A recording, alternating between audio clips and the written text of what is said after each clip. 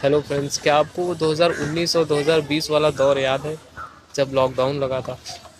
Lockdown का नाम सुन के ही काफ़ी डर सा लगता है, क्योंकि अब जो लोग उस टाइम पे घर पे थे तो उनको तो लॉकडाउन का खुद खासा फ़र्क नहीं पड़ा था, लेकिन जो लोग बाहर थे उनको काफ़ी कुछ दिक्कतों का सामना करना पड़ा था। अब आप भी एक बात सोच रहे होंगे कि अचानक से मैं ये लॉकडाउन की बात क्यों कर रहा हूँ, क्योंकि सब कुछ तो ठीक चल रहा है।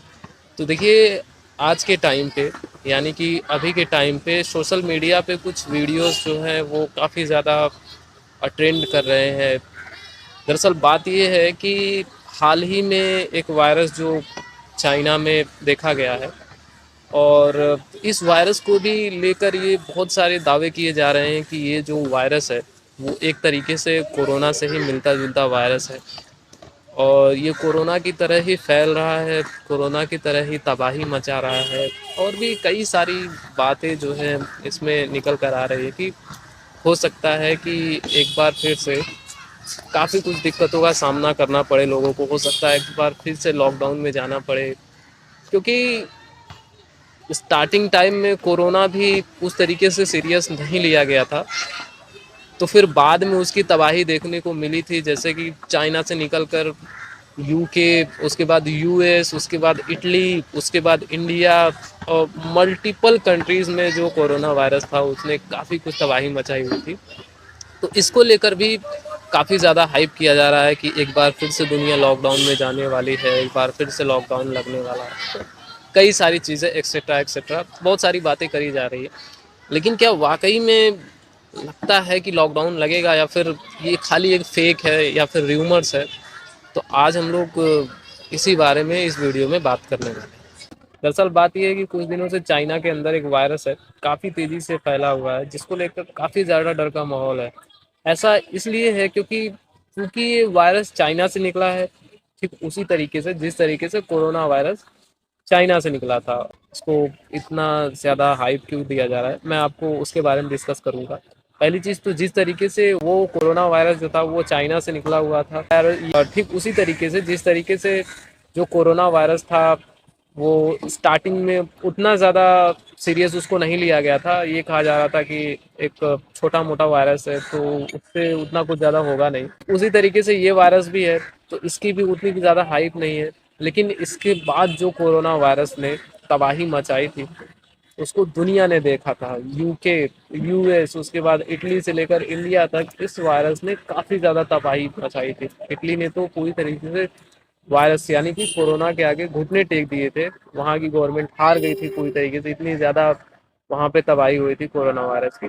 तो इसलिए ये जो नया वायरस है इसको लेकर लोग काफ़ी ज़्यादा सीरियस है। आपने भी सोशल मीडिया पे कई सारी वीडियोस, रील्स वगैरह देखी होंगी कि ये जो वायरस है बहुत खतरनाक है, दुनिया एक बार फिर से लॉकडाउन में जाने वाली है, लोगों की नौकरी चली जाएगी, ये वो फलाना ढिमकाना, ना जाने क्या क्या। मैं तो कल रात को देख रहा था, मुझे समझ में नहीं आ रहा था कि यार ये सब क्या हो रहा है। फिर मैंने सोचा कि जिस तरीके से मैं पैनिक कर रहा हूँ उस तरीके से हो सकता है लोग भी पैनिक कर रहे हो, क्योंकि मेरे एक दोस्त ने मुझे दिखाया कि अरे यार देखो फिर से लॉकडाउन लगने वाला है, लगता है लॉकडाउन लगेगा। तो उस पर्टिकुलर टाइम पे मैंने रियलाइज़ किया कि नहीं यार, वायरस के बारे में थोड़ा बहुत रिसर्च तो करना चाहिए कि आखिर ये है क्या और ये किस तरीके से फैल रहा है। तो रात को मैं थोड़ा बहुत देख रहा था इसके बारे में। अब देखिए, इसमें ऐसा नहीं है कि ये कोई नया वायरस है, ये 66 साल से ऑलरेडी इस वर्ल्ड के अंदर, इस दुनिया के अंदर मौजूद है। पहली बार इसको 2001 में खोजा गया था, बट उस पर्टिकुलर टाइम पे उसको उतना ज़्यादा सीरियस नहीं लिया गया था।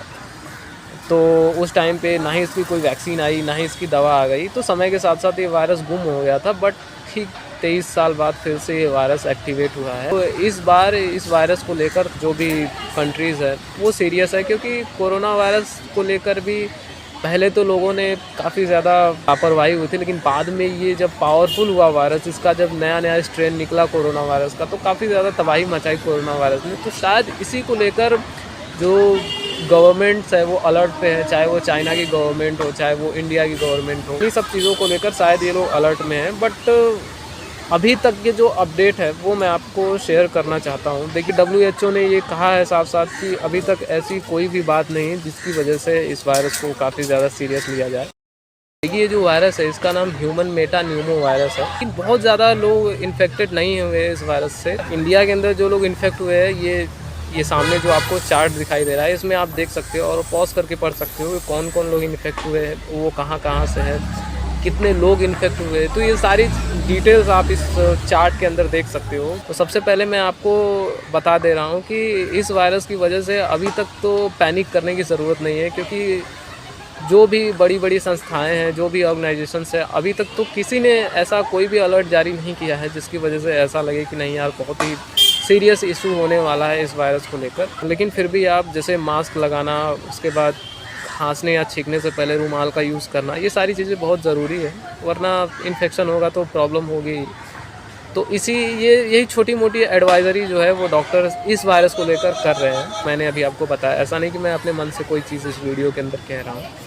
जो कुछ भी डिटेल्स अवेलेबल है, जो कुछ भी मैंने पढ़ा है, उन्हीं सब चीज़ों को लेकर ही मैं इसमें वो सारी बातें बता रहा हूँ। सवाल ये है कि ये जो वायरसेस हैं इनको इतना ज़्यादा कोरोना से ही कंपेयर क्यों किया जाता है। जैसे कि कोरोना वायरस था तो वो स्टार्टिंग में आया था तो उतना ज़्यादा अफेक्टेड था नहीं, इसी तरीके से ये भी उतना ज़्यादा अफेक्टेड है नहीं। तो कोरोना भी जैसे कि पहले तो छोटे मोटे तरीके से लोगों को संक्रमित करता था, ये भी छोटे मोटे तरीके से लोगों को संक्रमित करता है। जैसे जैसे इन्फेक्शन बढ़ता है वैसे वैसे लोग संक्रमित होते हैं। तो शायद इसी वजह से थोड़ा बहुत इसको हाइप दिया जा रहा है, ये हो जाएगा, ये लॉकडाउन लगेगा, वो लॉकडाउन लगेगा, मरने वाले हैं लोग, इन्फेक्शन होगा, फिर से वेंटिलेटर पे लोग जाएंगे।